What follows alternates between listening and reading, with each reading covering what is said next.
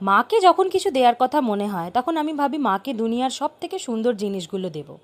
তাই জন্য এবারে মাকে মাদার্স ডের জন্য ভাবলাম দিই মায়ের পছন্দের ফুল গাছ। তো বাড়ির কাছের একটা নার্সারিতে চলে গেছিলাম আমি আর ভাই মায়ের জন্য একটুখানি গাছ কিনতে। আর কয়েকটা গাছ নিয়েছি, এই যে গাছগুলো দেখতে পাচ্ছ এগুলো মায়ের জন্য নিয়েছি।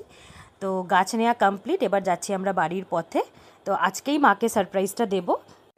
আর তার সাথে সাথে দুনিয়ার সব মায়েদেরকে জানাই হ্যাপি মাদার্স ডে। তোমরা সবাই আনন্দে থেকো, ভালো থেকো।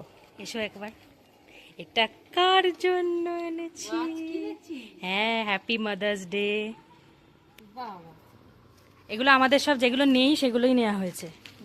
এবার এই গাছটার নামটা জানি না, কি বাটন গাছ বললো, আর এটা বুগনভিলা, আর এইটা একটা কি সুন্দর নামটা ভুলে গেল, কি কসমোস গাছ না কি বললো।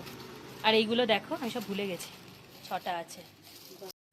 আর রিয়াকশান দেখে তো বোঝাই যাচ্ছে যে মা খুব খুশি হয়েছে গাছ নিয়ে। আর আজকের মতো ভিডিও এতটাই থাক, তোমরা আমার সাথে থেকো আর চ্যানেলে চোখ রেখো। দেখা হবে আর একটা ভিডিওতে।